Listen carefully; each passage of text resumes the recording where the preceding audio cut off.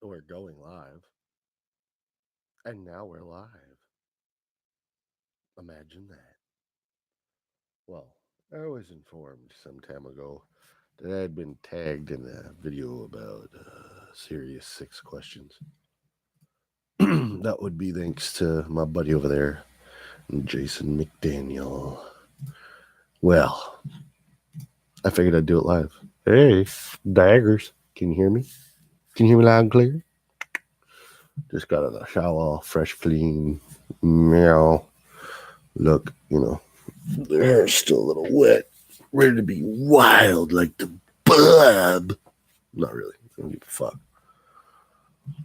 Anyways, Serious 6. Shit hit the fan.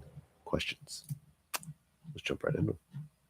What shit hit the fan scenario do you fear the most? Nuclear, biological, natural disaster, economic collapse, martial law, EMP, or spiritual cult religion? And I'm hitting those in the wrong direction. So I guess these aren't quite his answers, but it's questions and answers all built into one.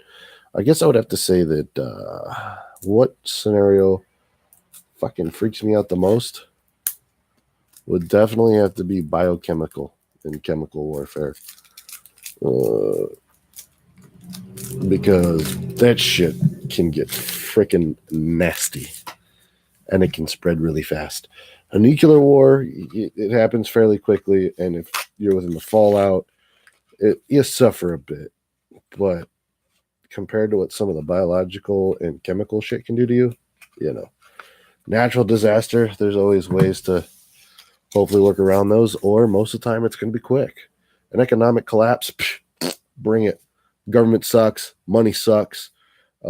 People had spent fucking billions of years, well, not billions, but whatever, fucking thousands of recorded years in history, and only a small percentage of them do we really have a monetary thing. The fuck was that?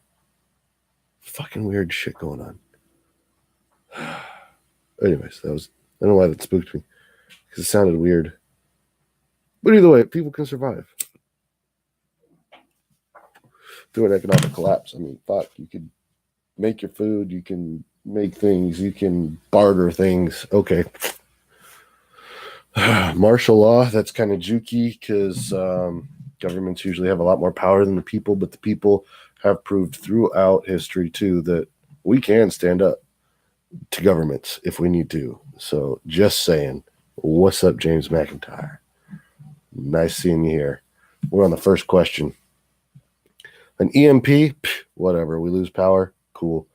I got a 73 step side, or 72 Scout. The step side's gone. I sold that. But she doesn't have a computer, so she'll run after an EMP. No problem. Whatever. Well, and I could always push start the bitch anyway, so spiritual cult and religion, we're kind of in something like that right now with the jihad and all that. So, that one's pretty prevalent. But as you can see, it'd be kind of hard to put that in a shit. Well, I guess maybe if you're hanging out with people and they turned out to be a cult, shit's hitting the fan. So I guess the shit hit the fan scenario doesn't have to be such a worldwide fucking thing. It can be localized to shit hitting the fan in your own freaking realm. So yeah, that would be pretty fun actually. And scary. All right, number 2. In a shit hit the fan scenario, we suffer total economic collapse. If the dollar loses value, what do you have readily available as currency, materials, or skill sets? Well, if you watch Jason McDaniels, he said natural disaster was his. Well, mine's in fucking chemical, nuclear, not chemical, but chemical and biological weapons. Those things are fucking nasty.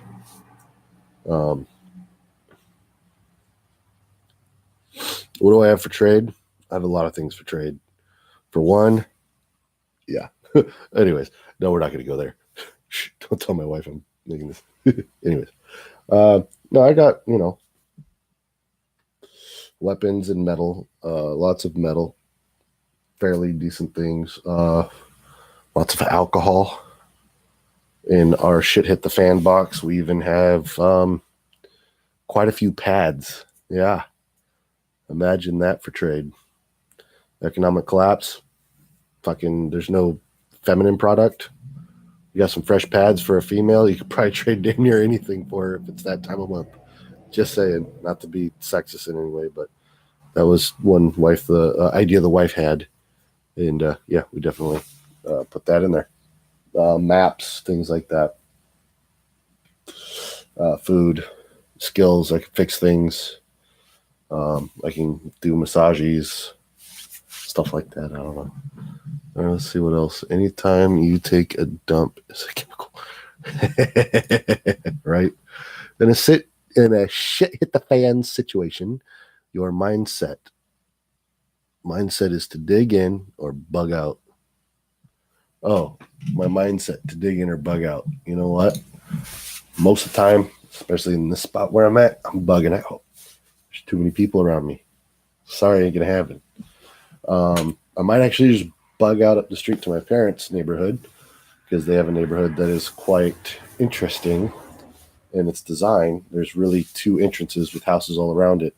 And on the main way where there's a lot more buildings and like traffic, there's a nice big cinder block wall. There's a creek that runs around 3 sides of that with a bridge. You can knock that bridge down. Boom. You got a nice little creek type moat thing. Yeah, I've put in thoughts on how to make that shit. What's up, Brian? How you doing? But yeah, I'd definitely be bugging out. And if it's a major bug out scenario, yeah, I'm trying to hit the mountains because people suck. Period. And the shit hit the fan. What environment would you prefer? Wilderness, urban, or suburban? Wilderness, because I can be away from all the people, and the wilderness has a hell of a lot of resources to offer to you if you know how to utilize them. General idea, there's usually a pretty fair amount of game around. And the best part about the wilderness is that if you need to, you can always go down to the urban and suburban areas. Okay, what are your 3 strongest skill sets that I can bring to the table in a shit hit the fan scenario? Well, 1, I'm crazy. So I'm willing to do what needs to be done. I'm fucking nuts like that. I don't give a fuck. 2, I'm a mechanic. I can fix things. I call myself a mechanic more than an automotive technician or a diesel technician because I can fix things, like all kinds of different things. Fix shit, build shit, fabricate stuff. I got that skill, yeah. And my 3rd skill, I would have to say is, well, what I learned and picked up in the Marine Corps.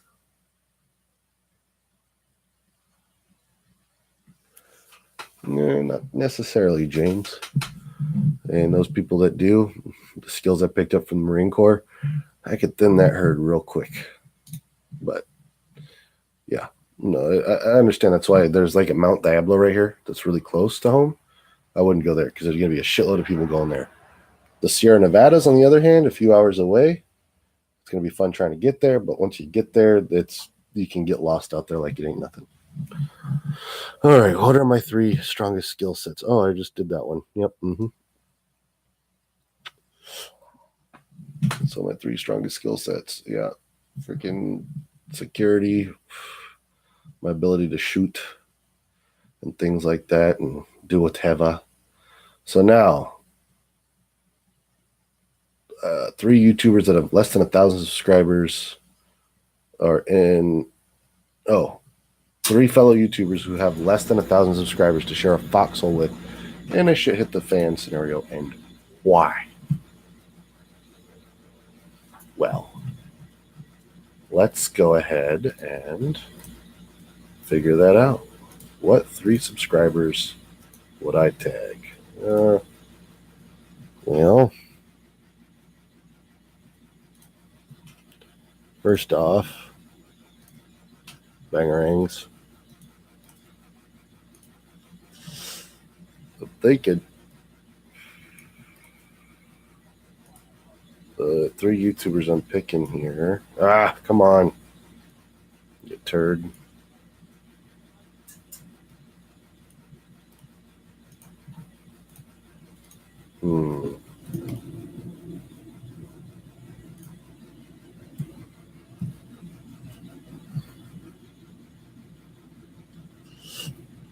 One of them is probably in here with us.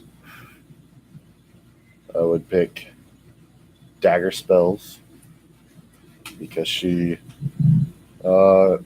is an open-minded person in the fact that I've seen her videos, and yeah, she's not asleep.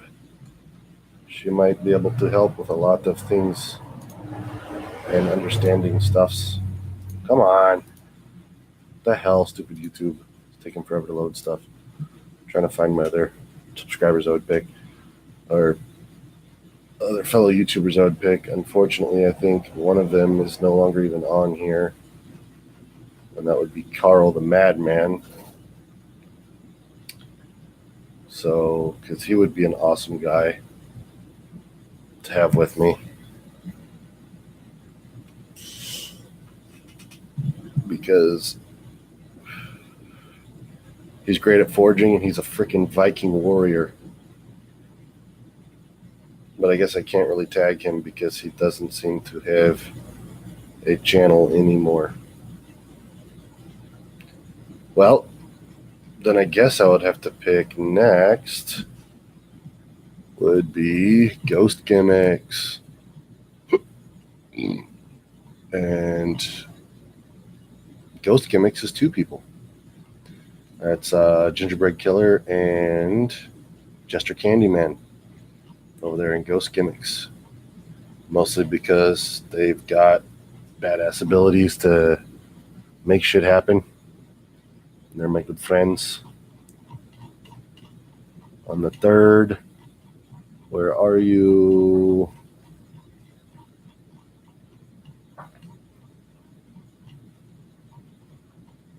Which would be a fun mix. Come on. Jesus, monkey balls.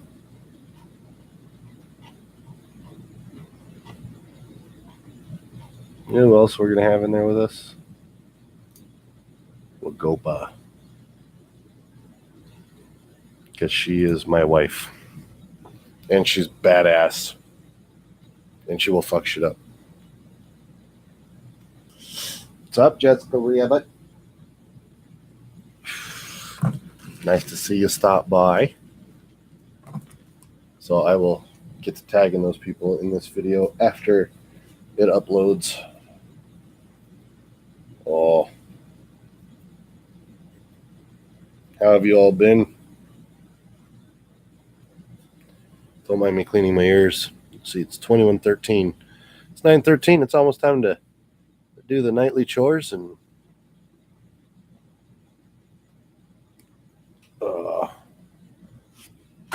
put the kids to bed for some adult time. Ooh. So, there you have it. My 6 serious shit hit a fan questions video response to Jason McDaniel. Thank you, Jason, for tagging me. I will get to tag in the 3 people that I have decided that are in the foxhole with me. I think we might get like 1 response. But anyways, yeah, check out Ghost Gimmicks, guys. I don't know if you've heard about them, but they're freaking Ghost Gimmicks. Go out ghost hunting. I brought them somewhere, and close to my house, close to where I work, there was what do you call it? The most horrific. Oh, thank you, Jessica. The most horrific train wreck in California history happened December 20th, 1902. Literally pretty much right where I work. So we did a little paranormal investigation there. They just uploaded the video on Ghost Gimmicks, and it's pretty interesting. Picked up a lot of stuff on the spirit box, and had a few EVP hits. Yeah, that was a fun time. They also did Byron Hot Springs Hotel, which actually ties into where the train wreck was, because when that train wreck happened, the Hot Springs Hotel was actually turned into a makeshift hospital, because there was a doctor there, and a couple of the people died there after the train wreck. It took like 28 people's lives. It's pretty interesting. Pretty scary story, kind of. Yeah, that would be a scary story if you listen to it. But if you read it, Google, type in train wreck in Byron, California. Pull it right up. So there's a local tour, which is kind of funny because they go to this caboose, which is not related to the story, but they take people to the caboose so they can hear the screams of what happened. And it's like, yeah, that's not the spot. No. In fact, I think it happened further down the tracks. But where my shop is, like my shop that I work in, is attached to this building, and that building is the historic Byron train station, where they brought the dying people too, and the dead people too. So that would be more of a spot for them to take the tour to, but I don't think they're allowed to go in there because it's a private business. So, but means that it's the shop that I work in, I kind of had the exclusives on getting some people in, so we can play Ghost Hunters. But there was some spooky shit. In fact, there's one spot in there where you can see that Gingerbread Killer literally jumps out of his skin and takes off running, damn near, because as he was sitting there, something tugged on his shirt. And another thing happened was we're in the room with the bathroom door closed, and they had hooked up one of those auto sensing switches, so when you walk in the room, the light turns on. The door was closed, the light was off, and nobody was in there, and the light just randomly came on. Completely randomly just came the frick on. Like, what the frick? Yeah, and there were definitely some super cold spots. That was fun. Anyways, that's off subject. This live video is pretty much done. It's done. Thank you, everybody, for coming. I've got family stuff to do now, and I gotta also tag this video next and work on some other content. But you know what? I've been busy, super busy. It's called life. Having a family and kids, and a lack of motivation. Sorry, guys. I haven't forgot about YouTube. No, I haven't.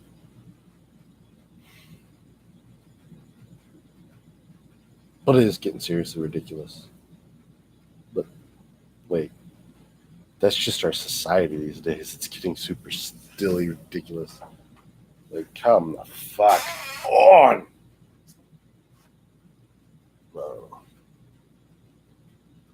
What was it? I heard that now they're knocking on the movie Rudolph, the old, freaking claymation Rudolph, because he's getting bullied by his coach and his dad and Santa Claus, and then they're just exploiting his red nose, because then all of a sudden that's when they like him, when they realize they can use him and this and that. And it's like, yeah, you know what? Sounds a lot like life in general, period, dot, end of story. Hello? Like, things that aren't useful, that don't, people don't do anything that they can't exploit in all actuality. Think about it. Even all the way down to religion and fucking entertainment and your food. You would, like, that's all this world is about, damn near. In the animal kingdom too. Think about it. Like you could literally go down to the fact and say that The herbivores exploit the plant's lack of movement, that they're able to just basically graze upon them. They're exploiting those plants. Okay, what about how those plants feel about it, right?